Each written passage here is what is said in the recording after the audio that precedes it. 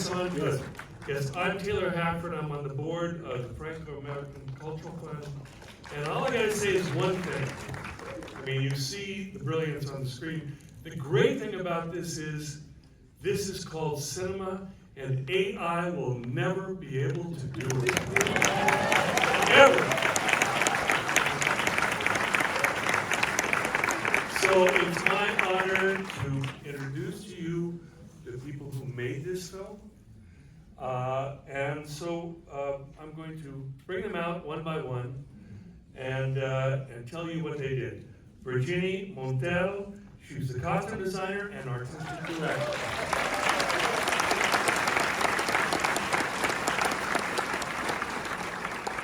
Clément, Ducol, he's the composer, and his partner, Camille. We're very lucky to have Camille, great musicians, and she's a great pop star in France.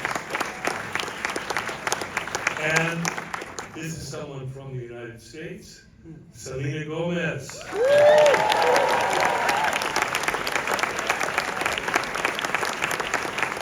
I was worried she wasn't here at the beginning, but she was out doing a Q&A.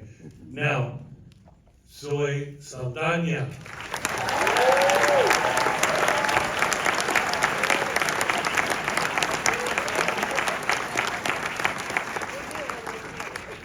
Karla, Sofía, Gascón.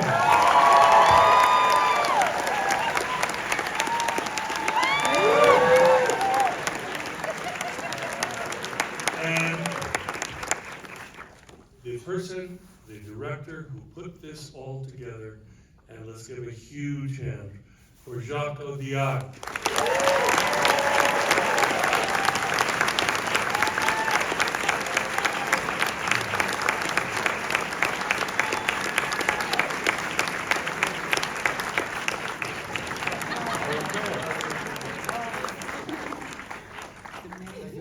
Of course. Now, we're going to start. We have a short amount of time. I mean, I could be going on all night here because, as you saw, there's brilliance on the screen. But Jacques does not want to be the first one to talk, so I'm going to jump to Karla. On me, with me. You're first. And I want to know, because it's such an extraordinary performance. You're playing two people, and they are totally, completely different. And the thing that's great to me, and I want you to describe this process, of having to play Manitas and to play Emilia, and you know, I believe that the people that you knew very well did not recognize you. Yeah. And talk about that transition and what you had to do to play those two parts. The first thing hello. And the second thing I want to say is, you feeling afraid from Manitas at the beginning? Yes. More or less? You need to watch this movie in German. It's completely, it's another movie. It's a horror movie. It's true. I saw the other day the trailer in German, and when I speak Manitas, I had, no, please.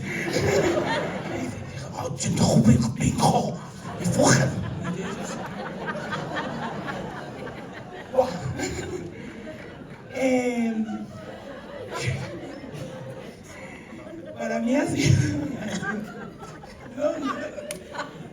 Stop.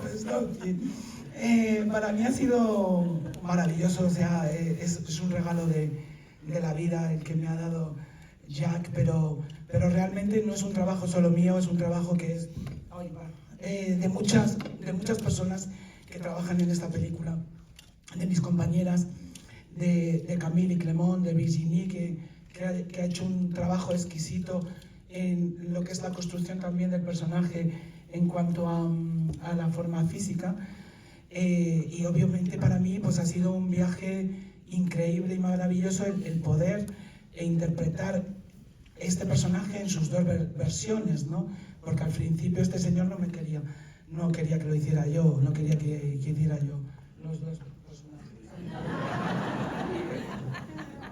Well, for me, this has been a wonderful experience. It's a gift from life, thanks to Jacques.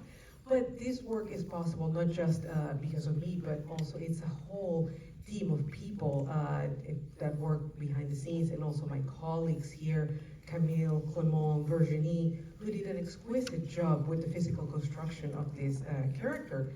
And it was a wonderful journey for me to be able to play these two different roles, because by the way, this gentleman right here didn't want me to play them both. Y obviamente pues ha habido muchísimo trabajo, pues tanto por la voz, porque no es mi voz, al final yo tuve que cambiar la voz para Manitas y para Emilia en dos, uno es más grave, otra es más fina, de movimiento, de baile, de canto, etcétera, etcétera. Ha sido muchísimo trabajo en el que he tenido ayuda de muchos profesores y de mucha gente.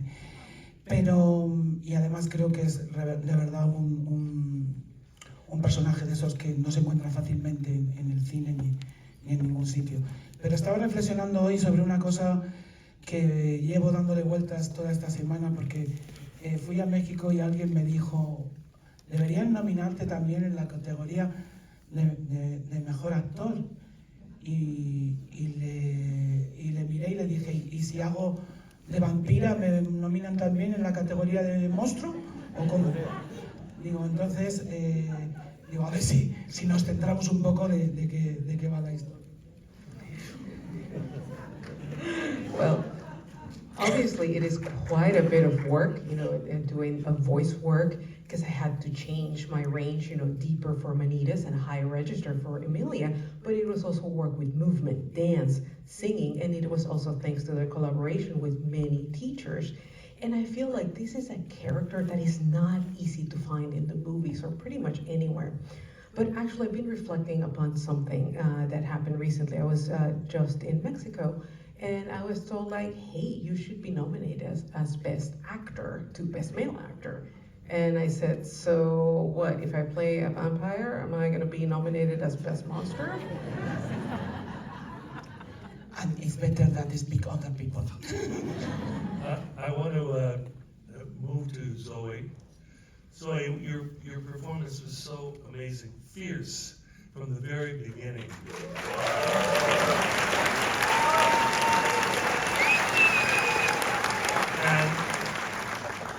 But I didn't know that you were such a dancer and singer, and you really, in that huge final number, was amazing. Let's talk a little bit about your collaborators, because we'll talk about the music in a second, but there had to have been a fantastic collaborator in the choreographer. Yes, and he's not here today. Damien Jallet was. I feel like Jacques had assembled, a group of Avengers. I mean, no pun intended, of individuals that are masters in their own field. When it comes to music and composition, Clément and Camille are just masters in what they do. His collaboration with Virginie when it comes to art direction and costumes is just incredible and prolific. And Damien is a master in his own very right as one of the top choreographers globally, who not only does tours for Madonna, but he's also then choreographing, for companies in Japan. And Jacques had, partnered with him. By the time I came on board, I think that the fact that I had a dancer background enticed them, maybe it got me the part, so good, because then that means I had to bring in the acting chops, I guess. It was an opportunity for me to reconnect with a part of me that I had so long, forgotten and left behind. I danced for the first part of my life, and it was something that was medicinal to my spirit. After losing a parent at 9 years old, dance became this thing, this refuge that I would go to. And at first it was 1 hour a day, then it was 6 hours a day. And then all of a sudden, in a compilation of 10, 11 years, after reading Maxwell Gladwell's book, I was like, oh my God, I mastered something. Even though I didn't pursue it professionally, I had mastered it, but then I left it behind. I was able to use those skills and transition into acting and go to space and do amazing things there as playing, you know, blue and green aliens, and I'm very grateful for. And but later on in my life, as people often feel, you feel stuck, you feel stunted, you feel like, okay, what's next? What is it? What is my next challenge? How am I going to evolve from this? And my evolution was a desire to reconnect. And I'm just, you know, Jacques wasn't in my bucket list. He was in my bucket list of filmmakers to work with. That was never going to happen. So this opportunity for it to be in the form of Emilia Pérez and Rita, to be this this Jiminy Cricket, you know, even though she's not the voice of reason for Emilia, she tries to be, but in the end, she wants her own transition. She wants her own disappearance, and she's willing to go to great lengths to achieve it. Gave me the opportunity to sort of find where Rita lives in the real world and where Rita disconnects from the real world and is completely insane in her own right. And she's outspoken and she's outraged, and it's through those breaths of song and dance that I was able to sort of find that freedom for Rita. And then there was that sort of realization, oh my God, like I feel that way sometimes in my life. So there was parts of me that I was able to then, you know, communicate to Rita, and then I'll stop talking, just like, you know, Carla was saying, because I can go on and on. Selena, I'm going to you next. I wasn't surprised that, you know, you're a musical talent. We know that. But what was stunning was your acting. And the thing that was astounding was the fact that you obviously were expressing the kind of pain. As you were a mother, you had all those things. But the moments where you kind of laid it bare, that process, I mean, talking to your aunt and your husband, is extraordinary stuff. And, you know, just that process of why you came to this, how you met Jacques, and why this role appeared and appealed to you. Well, first I'll say I'm so grateful that Jacques gave me the opportunity to portray Jesse and collaborate with me. But I actually met with him in New York. Then I auditioned in LA for the part. It was not the audition for the part. What does that mean, though? You always say that. Les musiciens avaient besoin de ta tessiture. Yeah, I don't. The musicians wanted to I love you. Tell me what happened. Non, c'était pas, chérie, c'était pas une audition. It was not an audition. Tu étais déjà engagé. What does that mean? You were already hired. Déjà, je t'aimais. I already loved you at that point. Non, c'était pour les musiciens. It was for the musicians. Oh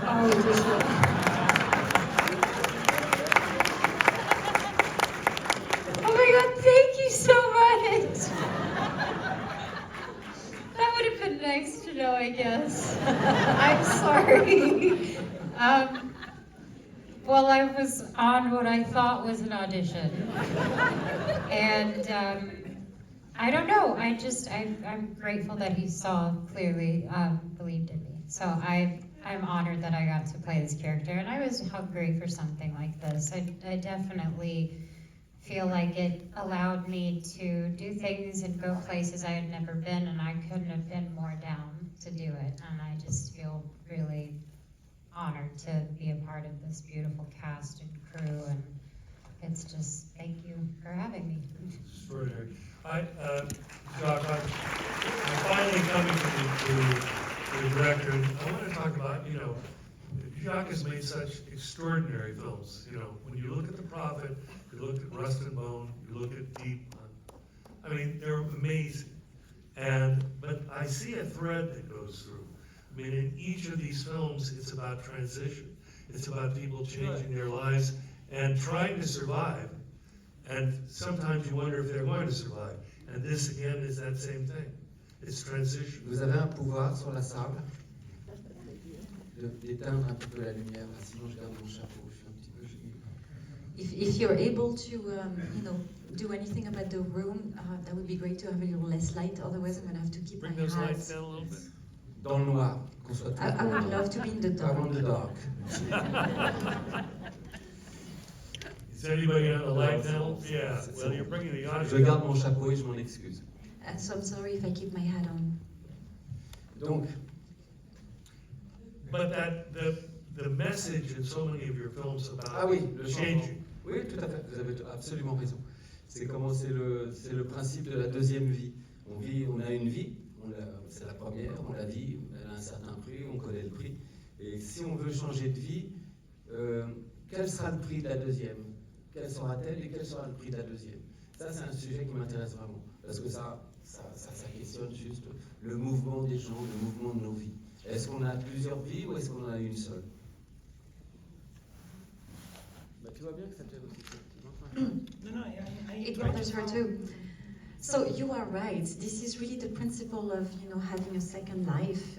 First you have a life and you live it, and it has a price, and then you want to have a second life to change lives, and then there will be a price for this second life, and so what will it be? And so this is a topic that I find particularly interesting, and that allows for seeing how people evolve.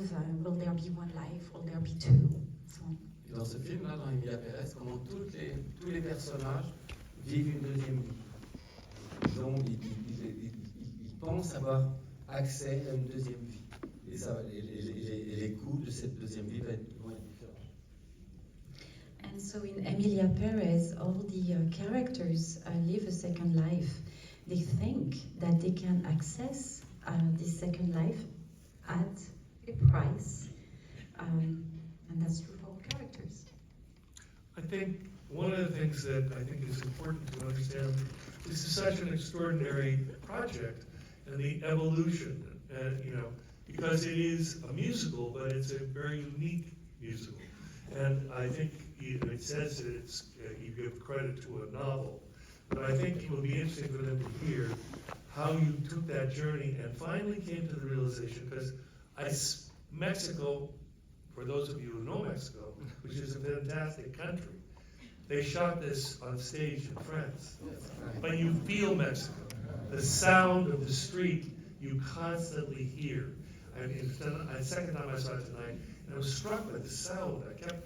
Because in Mexico there are people everywhere, and you're feeling it. But let's talk about the evolution, and well, I'm not going to answer you. You tell. Je dis que je parle pas. C'est quoi la question? Just in the sense of going, originally thinking you were going to do an opera and change Ah oui, it to a film. absolument. Alors ça, c'est un truc un peu étonnant. C'est que j'aime l'opéra, je ne suis pas non plus un très très grand connaisseur de l'opéra, et que j'ai écrit en 30 jours, j'ai écrit 28 pages, qui était un livret d'opéra. Et ça m'a beaucoup étonné, je ne sais même pas d'où c'est tombé. Et après, je dois dire aussi, quand je dis que c'est un livret d'opéra, c'était divisé en actes, il y avait 4 actes, c'était plutôt des tableaux, des scènes, c'était des personnages très, très archétypés, sans psychologie, comme dans l'opéra, des choses en mouvement, comme ça. D'où ça me vient, ça c'était un peu complexe, je ne sais plus trop. Mais n'empêche que je crois que le musical me pendait au nez, comme on dit en français. C'est que mon deuxième film, un héros très discret, Self-Made Hero, on avait pensé en faire un petit opéra avec Alexandre Desplat. Et un petit opéra à la façon de Brecht Éveil, de Nixon China ou de Black Rider. Et on ne l'a pas fait, on a été paresseux. Et alors c'est pas si étonnant que ça réapparaisse 30 ans, je ne sais plus combien. 30 ans plus tard. So actually, maybe you'll be surprised, but I actually love opera. I'm not so much of a connoisseur, but I do love opera. So in 30 days, I wrote 28 pages that became like an opera libretto. I have no idea where that came from, but it was divided in 4 acts, and it was more like tableaus that were composing this opera with characters that were archetypes, not a specific psychology, they were more in the movement. And so, as we say in French, well, it was bound to turn into a musical. And so, you know, it was something that happened because way back then when I made A Self-Made Hero, it could have become an opera.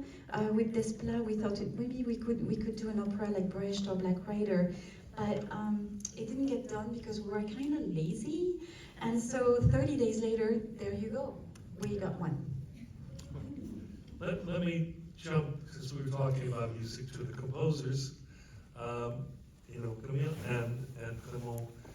The thing that's extraordinary is that they're French, they don't speak Spanish, but these songs are in Spanish. And they're fantastic. You want to talk about that process of collaboration with Jacques and how that came about? Because he's saying that he's doing a musical, but what happens with those songs, it pushes the character forward, the exposition forward. You don't have to say it all in the words, you're saying it in the songs. Can you talk about that collaboration? Yeah, it was a long journey, almost 5 years actually. Jacques wanted us to be involved from the very beginning of the script's construction. So we were stuck in the Périgord, southwest of France. And in the morning we'd sit around the table with Jacques and Thomas Libian, his collaborator, just reading the treatment. It was a kind of 20 pages novel kind of things, and just pointing out the scenes that could be used for a song. In the afternoon we'd go to the studio with Camille to write the music, and at the end of the day Jacques and Thomas would come to listen to the music. And there was a kind of jubilation because songs are a catalyst for emotions, for narrative process, and a sort of accelerator that can made it possible to throw away dozens of pages of scripts. So sometimes it was nice. And in the evenings we watched musicals and had parties sometimes to strengthen the bonds between us. And yeah, the songs and the music are woven together with the script, the story, the characters. Every character sings for a different reason. That's what I like about it. I mean, as Jacques was quoting the other day, tough guys don't dance, tough guys don't sing. Yes. And Emilia sings for the first time for Rita, and then she has kind of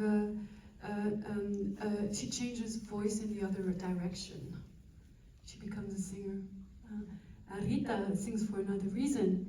She wants to tell the truth about her country, about how she feels about justice, and she cannot say all that loud because her life, which is also at jeopardy, would be even more threatened.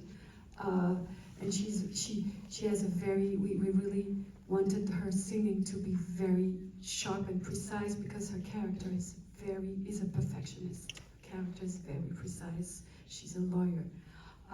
Jessie sings for another reason. She sings because she wants to go out of the cage, and she gets out of the cage. After Bienvenida and Mi Camino, she's not the girl singing the box.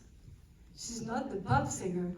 She's a woman who's alive and who's along. She sings along the song when she's free. It works. It really works. Yeah, Jamie, I completely understand your title as costume designer, but I want you to define what artistic director is. Long question. We thought it was quite American, but we realized it's not. So maybe we invited something working since a long time with Jacques, and looking at the costume, like more than costume characters, and then more than characters, maybe where they live or how they can live, or how we can find the stylization of the project, and especially in Emilia, because it's a very stilism project with all in a stage, so all to create. And it opens maybe also a coherence in between all of us. And yes, maybe also, first it was an opera, and then we wondered if we wanted to shoot in Mexico, so we went to Mexico, and then finally in suburbs of Paris. So maybe it's also a kind of memory that the story goes on, and we pass by all the stage and know where to build this, or to not know, but try to find the right way. I think that, and I'm going to come back to, I'm going to open it up here so we have a little bit of a dialogue. But Carla, with Jacques, and I've heard this from many of you in interviews, he's constantly challenging. He has to have an intimacy with each actor. And how did you end up by allowing and trusting him to get that intimate? I mean, he had to reach out and express to you what he wanted. But at the same time, it seems to me that he was also trusting that you were going to discover this character, bring something out of yourself that you lived into this character. Can you talk about that?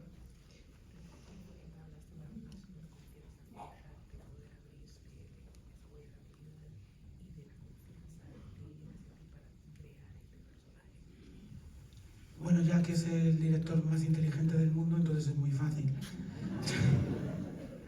No, creo que es una persona que es muy abierta a escuchar a las personas que tiene alrededor. Es una persona que no se casa con sus propias ideas, que intenta siempre recoger lo mejor de todos nosotros que estamos alrededor, y en mi caso pues ha sido lo mismo. Yo me siento muy feliz de que en este proceso me haya dejado colaborar en la parte que me tocaba. Yo quería colaborar en muchas más cosas, pero a veces ya me decía, ya tampoco hace falta que colabores tanto. Porque yo me metía algunas veces hasta en la cocina, le decía a veces, digo, este es el póster que tenemos que poner en la película, este es el póster, y me decía, ¿quieres dirigirla tú? Déjame en paz. Entonces, ha sido un proceso muy hermoso, porque al final, ya que yo sí tenemos una cosa en común, creo, poca cosa, pero en común tenemos que sentimos una pasión muy grande por lo que estamos haciendo. Y al final yo siempre me he visto con él como si fuéramos dos niños jugando en una alfombra a los trenecitos y a los muñecos, que no nos entendíamos porque éramos de otro país, pero sabíamos que estábamos jugando a algo maravilloso. Y eso ha sido lo que hemos hecho.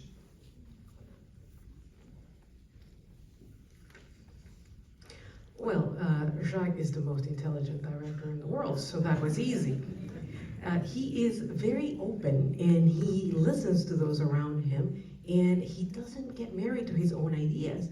And what he does is he gathers the best from those around him, and that was the case with me. And I'm so happy that he let me collaborate on my part, and I wanted to collaborate on a lot more. And Jacques would say, enough with the collaboration, sometimes even in the kitchen, hey, we need that dessert. But the beauty of this process is that I think that we have something in common here, and it's that we have a great passion for what we do. And it felt at times like we were two kids, sitting on the rug, playing with toy trains and toy dolls, and we not quite understanding each other, but because we come from different countries, but playing in this wonderful way. So, in that sense of bearing yourself and expressing, because we're seeing the film through your eyes, and you're expressing all of this unbelievable, you can't believe what's going on. But that relationship is Jacques pushing you, always keeping you on edge, always trying to get more from you. What was that process that you had collaborating with him? It was a wonderful process. He's asking questions, and and he's asking questions for himself, and then as a result, consequently, he's asking questions, you know, with you or for you. I love the fact that I was able to add to Rita parts of me in order for me to understand why someone like Rita, who looks like me, would be in Mexico City. And he never acted as if he knew why or anything. He really welcomed sort of like the collaboration, and that's a term, that's a form of appreciation that artists and actors, you know, we can't describe, we can't put words to what that means when you're able to sort of collaborate with a director on that level. Rita needed to be pushed because Rita does not have the courage that Emilia has. She has it for others. She can get you out of jail. She can, you know, even if you're there for murder, like if you're being tried for murder, like Rita will write you the most amazing closing argument and get you off the hook. But she can't really advocate for herself. She's desperate. And understanding that space that she was in, I needed to feel that. I didn't need to think about it. Because if I thought about it, I would separate myself from Rita. I needed to feel that so that when that offer came, I needed to experience that desperation for her to say yes. And not think about any consequences about what was gonna be asked of me in order for me to get what I wanted. There was one scene, you know, when Jesse's sort of pleading with Rita, and she's like, well, why is he sending me away? Why doesn't he love me? And Rita ends up pleading back with Jesse, like, I'm fucking begging you to get out of the van, basically, because, you know, those were the challenges. So I remember being in those moments of sort of thinking, oh, okay,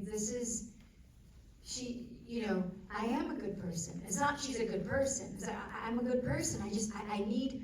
I have a right to want, I have a right to desire. You know, now I'm getting really in my head about all these things, but it was just fun to know that Jacques would make it so permissible for me to sort of have this direct access to Rita and inhabit her world like a child playing with sand, and have it be okay, you know, to be in there, and then when to pull out, you know. But Rita felt all these things. Like Rita was incredibly afraid always of manitas, and then she was afraid for Emilia. So that transition into that relationship, that sisterhood, was quite beautiful also to feel.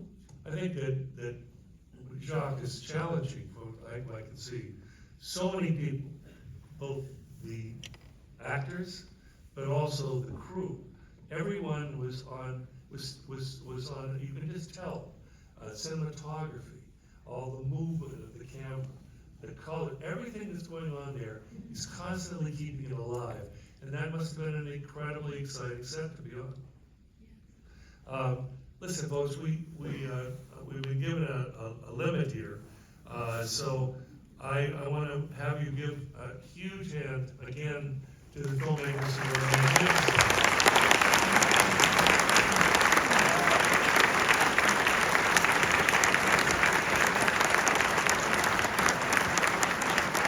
We were, just 1 second before everybody leaves, and I know you've been here a long time, but there's one last thing that is going to be very special.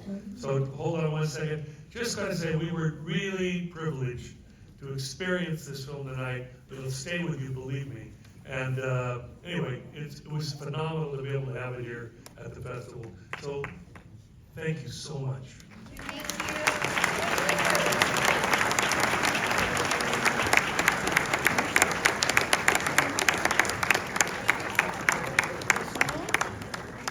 Thank you.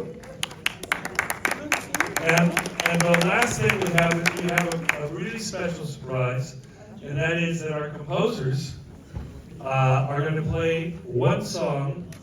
We're going to do it acoustic, not like it was before, but you're going to hear, and they really are gracious to do this for us, but there was such an extraordinary expression of music in this. They're both performers, and they're going to do one number, which is Mi Camino.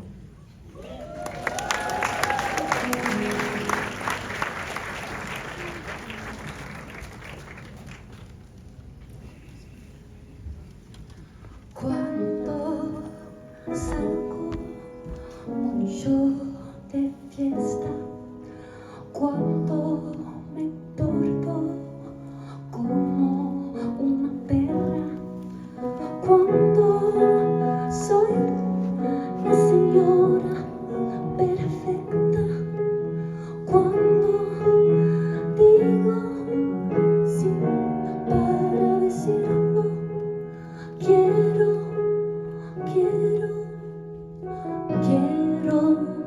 quererme a mí misma, querer sin mi vida, querer sin lo que siento. Quiero quererme a mí misma, quererme así toda, quererme así como soy. Quiero amar a la niña que no me dejaron ser. Quiero amar a la abuela en la que a lo mejor me importa volver. Quiero amarme cada día, cada hora, cada segundo. Soy eso, me basta, eso es ser una mujer, no. Quiero amarme como quiero que me